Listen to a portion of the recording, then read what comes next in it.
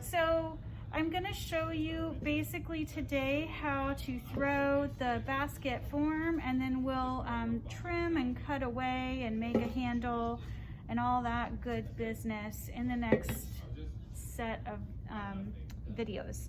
So this is about 6 pounds of clay, and I know some of you were asking about a demo for a larger bowl shape.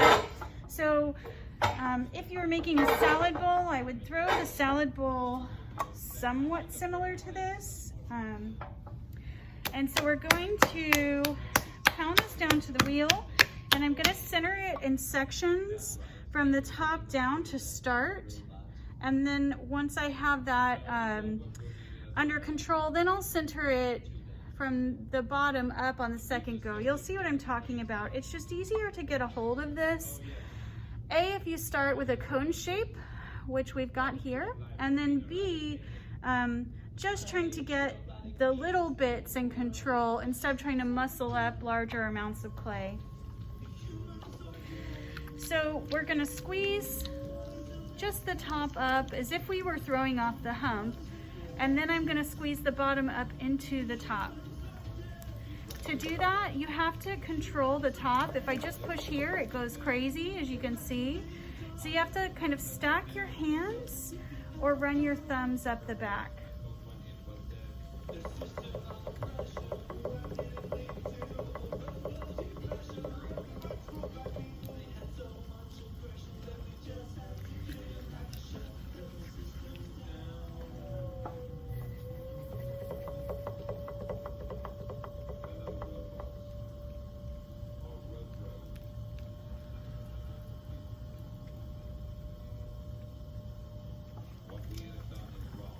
And then to cone down, you are gonna put your non-dominant hand on the side, and then this part of my hand goes just off the top. So not directly on the top, but just off the side. So I can push down and away from me. Nice and slow.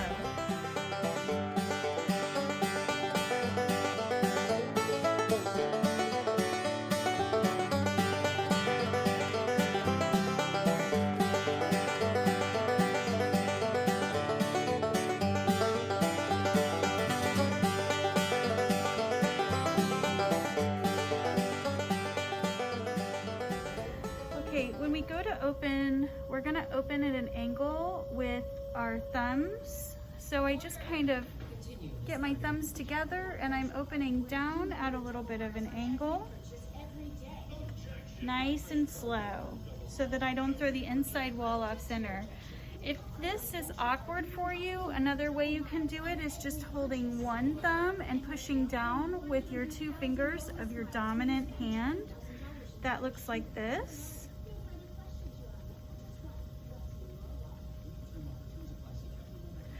Or another thing you can do is push with your index finger at an angle. So that would look like this, just kind of pushing down at an angle, but the pad of my finger stays right in the center.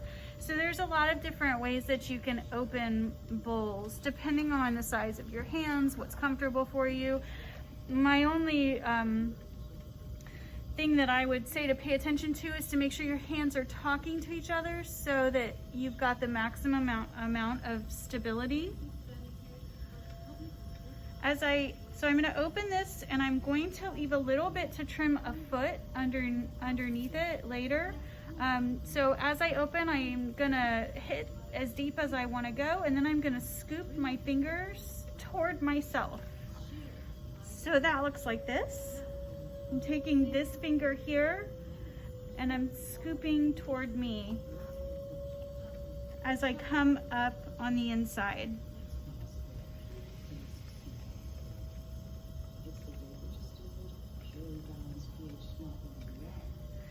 So we've got like kind of a nice bell curve, which is what I'm looking for in a bowl. And then we're going to compress with our sponge.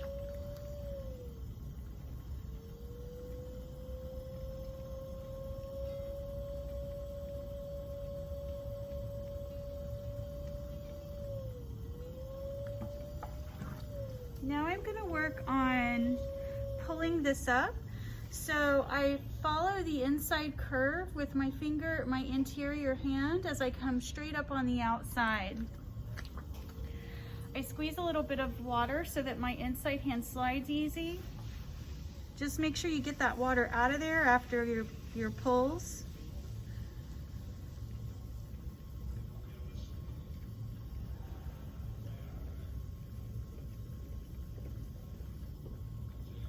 And then you can see how your sponge will build up a lot of clay in that one area. So as I'm pulling up walls, if I have to stop halfway through, I'll stop there and I'll spin the sponge and I'll start where I left off. I don't come back down to the bottom because then it would be too top heavy and collapse. It would twist and not be able to support its own weight.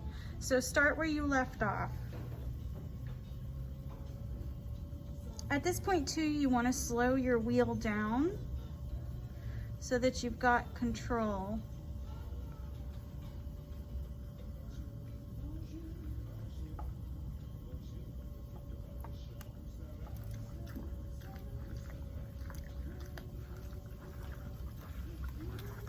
Compress, and so we'll make a few more pulls.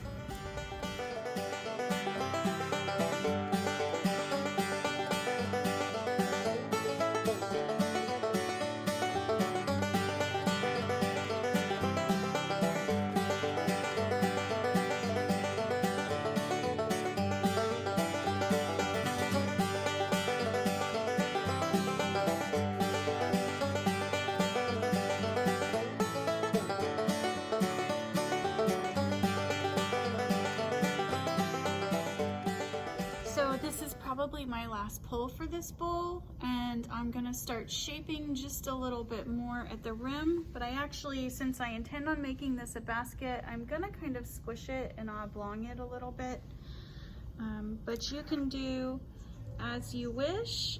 If you wanted to make a salad bowl, you would just push more at the top part, and that's how you would get that salad bowl shape.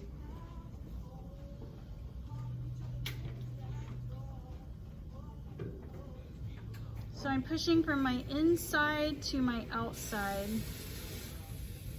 to get that clay to move outward.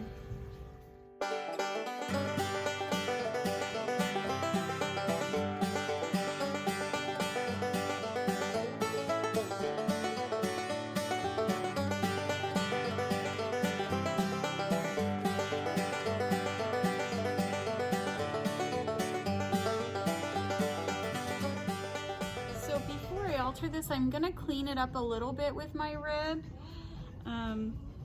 If I alter it the round, it's harder to do that after.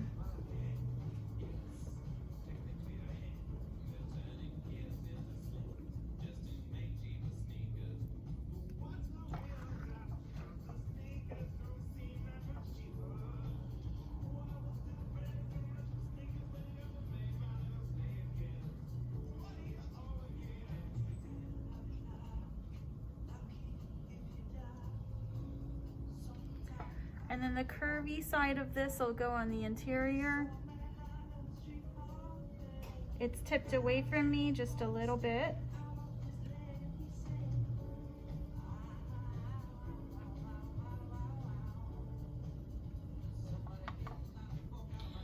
And then also, you want to, I forgot what I was gonna say.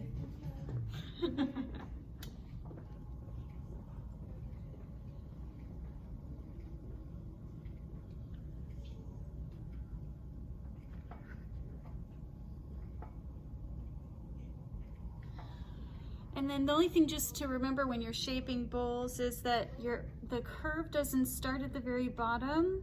It starts almost halfway through your pot. If you start the curve straight out from the very bottom, it'll collapse here. So just make this curve gradual when you're pushing those shapes out, not all at once. This curve at the bottom can come in your trimming later, so just remember that.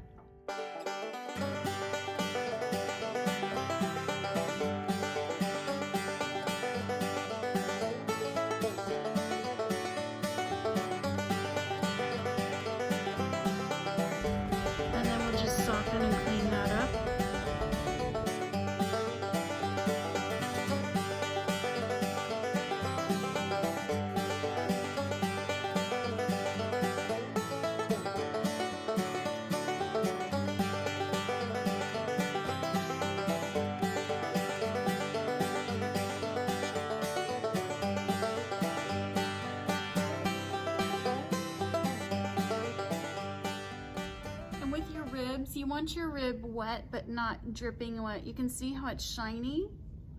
So there's water on it, but it's not dripping water because the point is to try to remove that water and compress the center so you don't get unwanted cracks. Since we're cutting the majority of this basket away, you could make that crack work to your advantage as long as it wasn't fired, but in this case, you know, or in some cases it could crack as it's firing if you don't compress enough. And then what I'm going to do is change the camera angle and show you how I'll cut this part. So 1 second. Okay, so then we're just going to trim a little bit of this part away here. And to do that, you're going to use the angled side of your wooden knife tool toward the pot and hold this tool with both hands. Come above the area that you want to cut and go at whatever angle you're looking for, but don't take too much away or you'll take away your foot options. So I'm going at a slight angle here, but leaving a little bit of clay to trim if I want to. And then you're going to undercut that with your needle tool, and then undercut it with you're undercutting just this ring here with your needle tool, and then you're going to undercut the entire pot with your cut wire. And then if you intend on altering this into an oval, my recommendation is to let this set up in front of the fan for just a few minutes, because if I try to squish this right now, it's so wet that the wall's gonna fall in on itself. So give it a minute before you try to squish it if you're doing the oval. So we'll cut away, and when this is dry enough, I'll bring you back and just show you that squishing action. It's really simple. And then we'll be back in the following videos to trim and cut away our lacy patterns. Thanks for watching.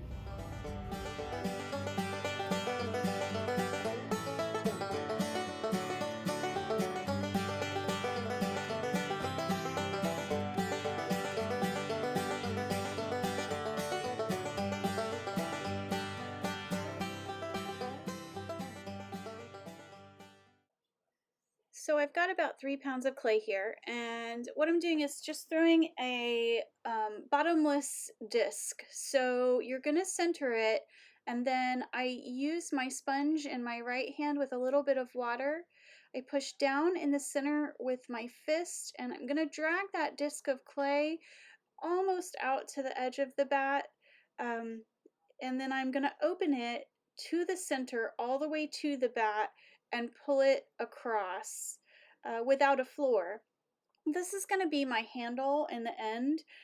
You can throw all kinds of different handles this way, coffee cup handles, small lugs for vase forms, and just cut up sections. When you do open this, it's important to compress the rim down with your thumb, just as much as you're pulling towards you with your fingers to open that gap. Because it doesn't have a floor, it's going to tend to want to come off of the bat, and so compressing it down with your thumb, your non-dominant hand, will really help. So you can see that's what I'm starting to do here, is push down with that thumb as I pull across the floor. And then the sponge stays nice and wet as I'm pulling, so that will also assist you because your hands dry out pretty quickly pulling this ring out. And then we're going to pull straight up. I do want to get this as tall as possible because my intention is to have a pretty wide handle in the end.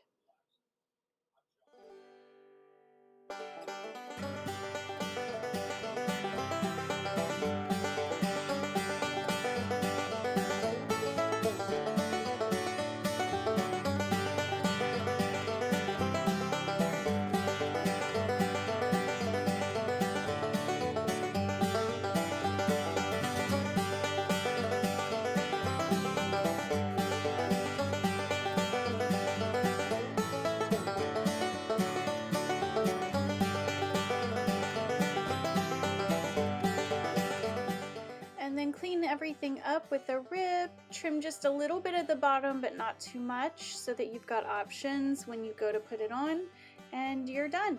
Good job!